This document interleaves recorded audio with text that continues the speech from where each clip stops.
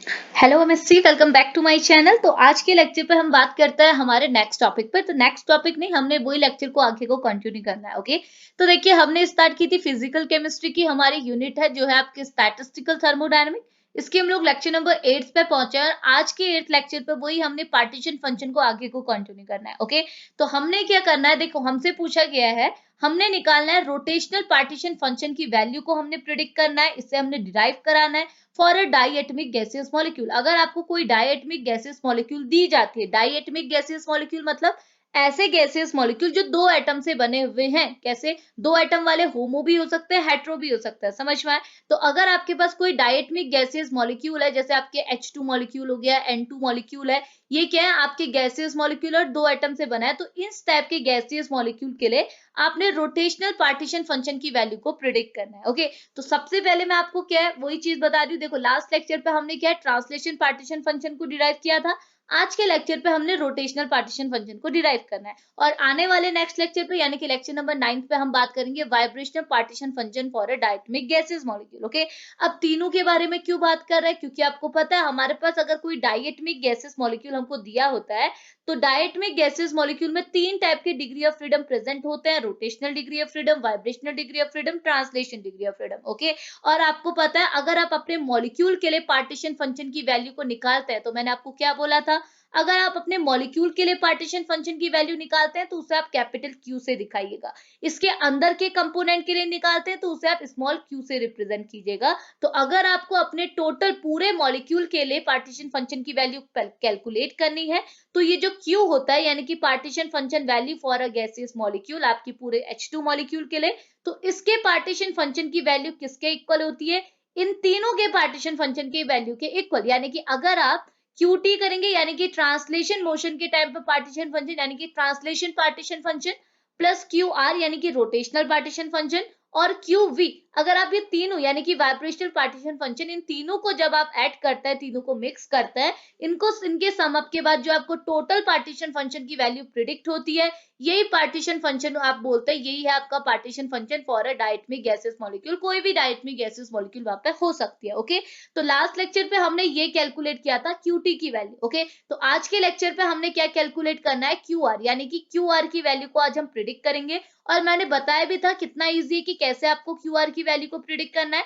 आपने जस्ट क्या करना है, आपको जैसे मैंने प्रीवियस लेक्चर्स पे क्या पार्टीशन फंक्शन से क्यू आर क्यू वी और क्यू टी की वैल्यू को डिराइव करना सिखाया था। तो आपने बस एक काम करना है, सबसे पहले आप क्या डिराइव करेंगे, सबसे पहले आप ये डिराइव करेंगे कि जब आपका डायटमिक गैसेस मॉलिक्यूल रोटेशन कर रहा है ना, तो रोटेशन कर रहा है तो कुछ ना कुछ एनर्जी वो इवॉल्व कर रहा होगा, यानी कि रोटेशन के टाइम पे कुछ ना कुछ एनर्जी की नीड होगी। तो आपने रोटेशनल एनर्जी की वैल्यू निकालनी है। दूसरे केस में आपने क्यू आर की वैल्यू निकालनी है। ये वाला क्यू आर कहां से आया, जब हमने पार्टीशन फंक्शन की वैल्यू निकाली थी उससे हमने Q R Q we Q T की वैल्यू निकाली थी प्रीवियस लेक्चर पे। तो आपने बस ये दोनों वैल्यू को निकालना है। ये दोनों वैल्यू भी आपकी निकली हुई रहती है, दोनों की इक्वेशंस होती हैं। इन दोनों को जब आप कोरिलेट कर देंगे तो आपको फाइनल इक्वेशन निकल जाएगी और वही वैल्यू होगी आपकी रोटेशन पार्टीशन फंक्शन की। ओके, तो स्टार्ट करते हैं लेक्चर की कैसे हमने वैल्यू निकालनी है। जैसे हमने लास्ट लेक्चर पे निकाला था सेम चीज हमने वही करना है। तो देखिए हम क्या करते हैं। ओके, तो देखो ना, सबसे पहले ये देखो रोटेशन पार्टीशन फंक्शन होता क्या। ओके, तो पहले मैं आपको इसका रिप्रेजेंटेशन दिखा दूं। तो रोटेशन पार्टीशन फंक्शन को आप स्मॉल क्यू और इसके नीचे स्मॉल आर से, मतलब आर से रिप्रेजेंट करता है, ये होता है आपका रोटेशन पार्टीशन फंक्शन। ओके, अब देखो रोटेशन पार्टीशन फंक्शन को अगर मैं आपको डायरेक्टली दिखाऊं इसका फॉर्मूला, तो आप यहाँ पे देखिए, देखो रोटेशन पार्टीशन फंक्शन के लिए ये फॉर्मूला होता है, जैसे हमने लास्ट लेक्चर पे देखा था, हमको क्यू टी की वैल्यू डिराइव करनी थी। हमने इसके लिए मैंने आपको डायरेक्ट इक्वेशन बताई थी, डायरेक्ट फॉर्मूला बताया था। तो क्या होता था, Q2 इज इक्वल टू क्या होता था, V अपॉन लैम्डा का क्यूब। ओके, और यहाँ पर को लैम्डा की कोई एक फिक्स वैल्यू होती है, उसी वैल्यू को आप यहाँ पर को पुट करके फाइनल इक्वेशन आपको मिलती है। ओके, अब देखो वही चीज यहाँ पे है, आपको क्यू आर की वैल्यू भी सेम चीज जैसे दी हुई है। ये बोल रहा है क्यू आर यानी कि रोटेशनल पार्टीशन फंक्शन की वैल्यू किसके इक्वल है, T अपॉन थीटा आर। और यहाँ पर को थीटा आर की वैल्यू यहाँ पर को पूरी वैल्यू गिवन है, ये वैल्यू को बस आपने यहाँ पर को पुट करना है तो आपको क्यू आर की वैल्यू मिल जाएगी। बट हमने क्या करना है, ये इक्वेशन तो मैंने आपको डायरेक्ट फॉर्मूला आपको दिखा दिया, बट डायरेक्ट फॉर्मूले से तो बात नहीं बनेगी। हमने क्या है, पहले पूरी इक्वेशन डिराइव करनी है, जैसे हमने ये इक्वेशन डिराइव की थी। ओके, तो वैसे हम इक्वेशन डिराइव करते हैं। तो आप पहले क्यू आर का फॉर्मूला देख लिया आपने, अब मैं बताती हूँ आपको क्यूआर के लिए डेफिनेशन आप क्या बताएंगे। ओके, तो क्यूआर की डेफिनेशन ये हुई कि अगर आपके पास कोई गैसियस सिस्टम है, सपोज ये आपके पास गैसियस सिस्टम है, इसके अंदर नंबर ऑफ गैसियस मॉलिक्यूल है, तो आपको पता है ये gaseous molecule diatomic gaseous molecule है, तो ये वाइब्रेशन भी करेंगे, रोटेशन भी करेंगे, ट्रांसलेशन भी करेंगे। ओके, तो लेकिन अगर हम पर्टिकुलरली रोटेशनल पार्टीशन फंक्शन की बात कर रहे हैं, तो हम बोलेंगे जब आपका ये गैसियस मॉलिक्यूल जो पूरे गैसियस सिस्टम में प्रेजेंट है, ये जब क्या करेगा, रोटेशन करेगा, जब क्या करेगा, रोटेशन करेगा, तो इसके रोटेशन के टाइम पे आपका गैसियस मॉलिक्यूल जो पार्टीशन फंक्शन शो करेगा, उसी पार्टीशन फंक्शन को आप बोलते हैं रोटेशनल पार्टीशन फंक्शन। समझ में आया? तो यहाँ पे डेफिनेशन के फॉर्म में यही लिखा हुआ है, rotation partition function is defined as the partition function arise from the rotation of a molecule. आपके मॉलिक्यूल के रोटेशन की वजह से, आपको पता है डायटमिक गैसियस मॉलिक्यूल रोटेट कर सकता है, मोनोएटमिक होता तो नहीं करता, तो मोनोएटमिक गैसियस मॉलिक्यूल के लिए रोटेशनल पार्टीशन फंक्शन भी होता नहीं है। तो हमने क्या बोला गया, हमसे डायटमिक गैसियस मॉलिक्यूल बोला गया है, तो आपको पता है आपका डायटमिक गैसियस मॉलिक्यूल रोटेशन में इन्वॉल्व होता है, रोटेशन कर सकता है, तो आप बोलेंगे कि rotational partition function is defined as a partition function arise due to a rotation of a gaseous molecule which is present in your system। इतनी चीज क्लियर है? अब देखो, अब हमने क्या करना है, वो इक्वेशन डिराइव करानी जो मैंने आपको नीचे दिखाई थी। ओके, तो वो इक्वेशन डिराइव कैसे होगी, वो इक्वेशन डिराइव्ड ऐसे होगी जैसे मैंने आपको बोला, आपने एक तो निकालना है ईआर। ईआर मतलब क्या हुआ, ईआर मतलब हुआ कि जब आपका मॉलिक्यूल रोटेट कर रहा है उसमें क्या एनर्जी है। दूसरी चीज आपने निकालना है, सॉरी, आपने निकालना है क्यूआर। क्यूआर कहां से, जैसे हमने प्रीवियस लेक्चर पे क्यूटी, क्यूआर, क्यूवी की वैल्यू देखी थी, वहीं से आपने पार्टीशन फंक्शन की वैल्यू से यही वैल्यू को प्रिडिक्ट करना है। ये मैंने लास्ट लेक्चर पे आपको दिखाया था कैसे वैल्यू निकली है, तो यही वैल्यू को आपने मिक्स करना है, इनको कोरिलेट करना, आपकी फाइनल इक्वेशन निकल जाएगी। कैसे, तो देखो सबसे पहले थ्योरीज तो आप देख सकते हैं, ठीक है, मैं आपको सीधे डायरेक्टली बता रही हूँ। देखो सबसे पहले इसमें इसने अपनी इक्वेशन में क्या दिखाया है, ई आर की वैल्यू दिखाई है। ई आर मतलब जब आपका मॉलिक्यूल रोटेट कर रहा है उस समय क्या एनर्जी होगी, तो आप देखिए ये तो आप स्पेक्ट्रोस्कोपी के अंदर भी पढ़ते हैं, तो E R is equal to H square 8 pi square I, और यहाँ पर है जे प्लस 1, तो ये क्या है, एच है आपका प्लैंक्स कांस्टेंट, और आई आपका क्या है, ये है मोमेंट ऑफ इनर्शिया। आपको पता है हमने ना जैसे रिजिड रोटेटर वाला पोर्शन पढ़ा था ना, रिजिड रोटेटर के अंदर भी क्या था, आपके डायटमिक गैसियस मॉलिक्यूल नहीं थे, बट वहां डायटमिक ही तो था, एक पोर्शन यहाँ था, दूसरा पोर्शन यहाँ था, और ये मूव कर रहा था, तो वहां जो कॉन्सेप्ट लगा है वो कॉन्सेप्ट भी आपका रोटेशन का ही लगा है। समझ में आ रहा, यानी कि यहाँ जो आपने ये एनर्जी की वैल्यू निकाली है, ये तो आपकी वो स्पेक्ट्रोस्कोपी वाला तो ठीक है, लेकिन ये वैल्यू आपकी रिजिड रोटेटर वाले कॉन्सेप्ट भी निकली, क्योंकि रिजिड रोटेटर में भी आप क्या करते हैं, दो सिस्टम होते हैं, दो सिस्टम क्या कर रहे हैं, रोटेट कर रहे हैं, तो यहाँ भी तो वही है, दो गैसेस हैं, ये दोनों रोटेट कर रही है, तो यहाँ पे रोटेशन के लिए जो एनर्जी है उसकी बात कर रखी है। आई है आपका इनर्शिया जो आपने रिजिड रोटेटर के अंदर पढ़ा होगा, और जे है आपका रोटेशनल लेवल, जो आप यहाँ पर को रोटेशनल लेवल की बात करते हैं, तो जे आपका रोटेशनल लेवल है। ओके, तो ये टोटल क्या है, energy for a rotation, rotation के लिए एनर्जी है, आपने ये आपको मिल गई, ये इक्वेशन आपको दी हुई है। अब आपने क्या करना है, इस इक्वेशन को कोरिलेट कराना है दूसरी इक्वेशन से। वो दूसरी इक्वेशन कहां से मिली, मैंने आपको लास्ट लेक्चर्स पे पढ़ाए हुए थे, क्या, क्यू आर की वैल्यू मैंने आपको बोला था ना, जैसे मैंने आपको पहले भी बोला अभी कि क्यूटी, सॉरी, क्यू जो कैपिटल क्यू है, यानी कि partition function for a gaseous molecule, ये किसके इक्वल होता है, Q R plus Q V plus Q T के इक्वल। तो हमने ये इक्वेशन डिराइव कराई थी कि क्यू आर की क्या वैल्यू होगी, क्यू वी की क्या होगी, क्यू टी की क्या होगी, तो वहीं से आपकी ये इक्वेशन आई है। ये बोल रहा है जो क्यू आर है ये किसके इक्वल होता है, क्यू आर इक्वल होता है समीशन, समीशन के ऊपर यहाँ पर को क्या होता है, माइनस ई, देखो यहाँ पर होता है माइनस, एक्चुअल में होता है माइनस ई आई। ओके, और ई आई क्या दिखाता है, आपका आयत लेवल पे एनर्जी की वैल्यू, बट यहाँ पर हमने किसकी बात करनी है, आयत लेवल नहीं लेना, हमने लेना है रोटेशन। ओके, अगर आप वाइब्रेशन लेते तो यहाँ पर लिख देते ईवी, अगर ट्रांसलेशन लेते तो यहाँ पर लिख देते ईटी। ओके, और ब्रैकेट अपॉन में क्या हो जाता है, केबीटी, और केबी आपको पता है बोल्ट्जमैन कांस्टेंट, और टी हो जाता है आपका एब्सोल्यूट टेम्परेचर। इतनी चीज क्लियर है,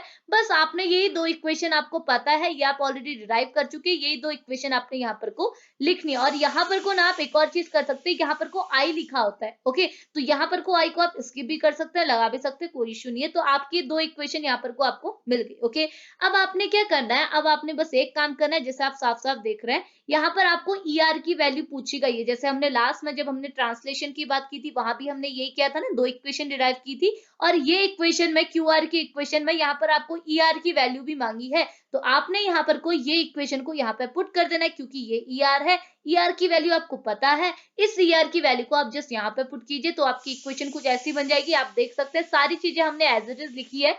KBT आपका क्या हो जाएगा, ऊपर आ जाएगा, ER ये हो गया, और यहाँ पर से जो आपका H स्क्वायर है ये आपका नीचे आ गया, बाकी चीजें आपकी एज इट इज है। ओके, तो आपकी QR की वैल्यू कुछ ऐसी मिल गई। ओके, बट ये यहाँ पर को वैल्यू मिल गई और बात खत्म, ऐसा नहीं होता। क्यों?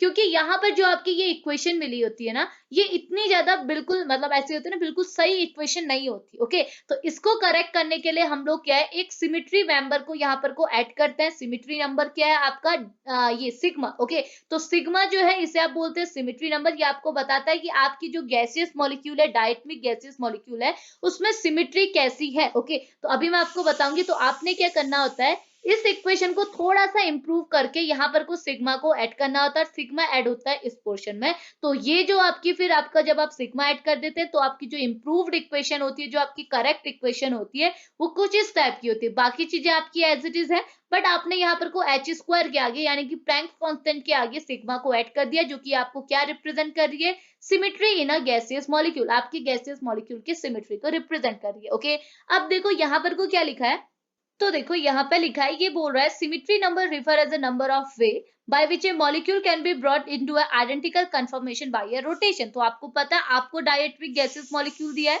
तो आपने क्या कराना है, अपने डायटमिक गैसियस मॉलिक्यूल में ऐसे रोटेशन कराना है कि आफ्टर रोटेशन वो आइडेंटिकल इमेज दे। आप जैसे ग्रुप थ्योरी में पढ़ते थे, तो ये जो आपकी, इसी को आप बोलते हैं सिग्मा। ओके, यही बताता है आपको सिमेट्री के बारे में। ओके, तो ये क्या है, आपकी गैसियस डायटमिक सिस्टम के लिए आपकी डायटमिक गैसियस मॉलिक्यूल कुछ ही तो होंगे। डायटमिक भी आपके क्या हो सकते हैं, होमोन्यूक्लियर, हेट्रोन्यूक्लियर। होमोन्यूक्लियर मतलब कि आपके डायटमिक गैस तो हैं, बट वो सेम टाइप के एटम से बने हैं। जैसे आप इसे आप बोलते हैं होमो, होमो मतलब होता है सेम। ओके, तो जैसे आपने एग्जांपल के लिए देखा N2O2, ये क्या है, आपके सेम टाइप की गैसेस मॉलिक्यूल से बना है, क्योंकि दोनों एटम, दो एटम तो है, नाइट्रोजन नाइट्रोजन दो एटम हो गए, तो डायटमिक गैस तो है, बट ये दोनों एटम क्या है, होमो है, यानी कि सेम है। ओके, जैसे O2 है, O2 के केस में भी सेम है कि आपके दो ऑक्सीजन तो है, लेकिन दोनों ऑक्सीजन क्या है, सेम है। ओके, अब हेट्रोन्यूक्लियर के केस में क्या होगा, आपके पास दो मॉलिक्यूल तो होंगे, दो मॉलिक्यूल का कॉम्बिनेशन तो होगा, बट दोनों मॉलिक्यूल आपके अलग अलग होंगे, जैसे आप CO में देख रहे हैं। इतनी चीज क्लियर है? तो ये बोल रहा है कि डायटमिक गैसेस मॉलिक्यूल के लिए आपके जो सिमेट्री नंबर की जो वैल्यू होती है, वो भी अलग अलग होती है। कैसे? ये बोल रहा है, होमोन्यूक्लियर के केस में आप डेल्टा को, जो आपका ये सिग्मा है, सॉरी, सिग्मा को क्या है, किसके इक्वल रखेंगे, 2 के इक्वल रखेंगे। और हेट्रोन्यूक्लियर के केस में आपको जो सिग्मा मिलेगा, वो किसके इक्वल होगा, 1 के इक्वल होगा। ओके, तो आपने बस कुछ नहीं करना, आपकी जो ये इक्वेशन थी ये तो आपको समझ में आई, बट यहाँ पर आपने सिग्मा ऐड किया।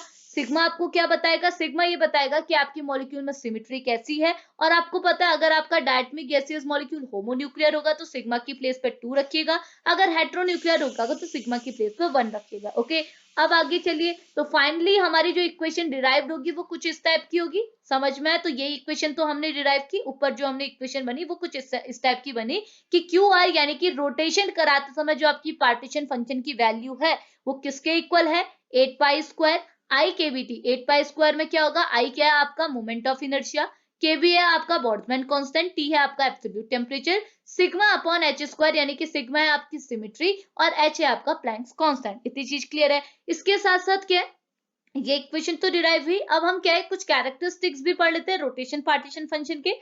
तो ये बोल रहा है कि रोटेशन पार्टीशन फंक्शन एक टाइप का नंबर है, ये कोई यूनिट नहीं है। ओके, दूसरी चीज ये बोल रहा है, it is a characteristic of the system since it is a directly proportional to a moment of inertia, therefore it is dependent on a temperature। तो ये बोल रहा है कि जैसे आप देख सकते हैं कि आपका जो QR की वैल्यू है, यानी कि रोटेशनल पार्टीशन फंक्शन की वैल्यू है, वो आपके मोमेंट ऑफ इनर्शिया की क्या है, डायरेक्टली प्रोपोर्शनल है। देख सकते हैं, ये आपके ऊपर प्रेजेंट है, ये नीचे, यानी कि आपका जो QR है वो डायरेक्टली प्रोपोर्शनल है I के। तो इसका मतलब हमें क्या प्रिडिक्ट हुआ कि आपकी जो एक QR की वैल्यू है वो टेम्परेचर डिपेंडेंट है। अगर आप टेम्परेचर को वरी करेंगे तो आपकी QR की वैल्यू भी वरी हो सकती है। ओके, और अगर आप इसे लिखना चाहते हैं पार्टीशन फंक्शन को, तो जैसे मैंने आपको बोला कि आपकी जो फाइनल फॉर्मूला होगा, अगर आपसे न्यूमेरिकल बोला गया है तो आपको जो फाइनल फॉर्मूला मिलेगा वो कुछ इस टाइप का होगा। इस फॉर्मूले की हेल्प से आप क्वेश्चन को सॉल्व करेंगे। और यहाँ पे भी मैंने आपको क्या बोला, देखो यही इक्वेशन बनी। अगर आप यहाँ पर को का थीटा आर है, थीटा आर के बदले ये वैल्यू को पुट करेंगे तो आपको यही इक्वेशन तो मिलेगी। थीटा आर नीचे है,